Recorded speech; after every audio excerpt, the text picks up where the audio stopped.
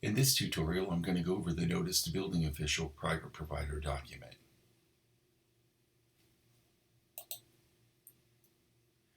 The Notice to Building Official is the most important document. It notifies the building official this particular project permit application.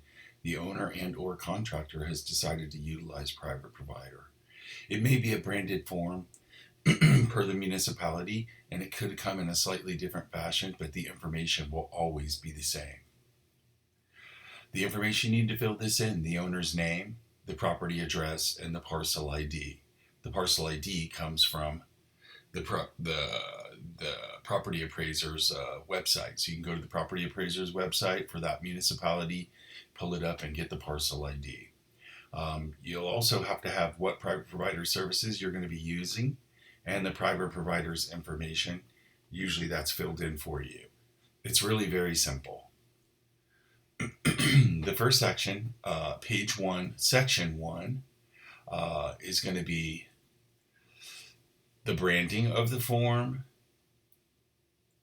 the name of the form, and then here's where we start to fill in the information. Here's the project name, which is typically going to be the address, and then the parcel tax ID. The next thing will be what services you're electing, plan review or inspection. So if you were going to do both, you would check both of those.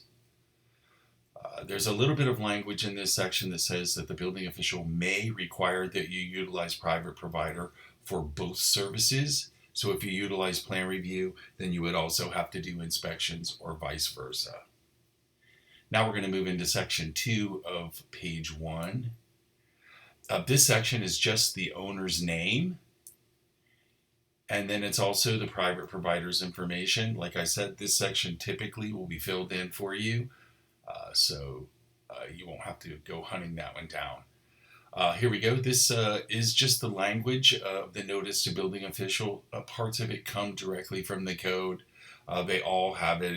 It's basically the same thing over and over again, just a little bit of a different format. Here we go on to page 2, section 4. At the top, this is going to talk about the PPI pack.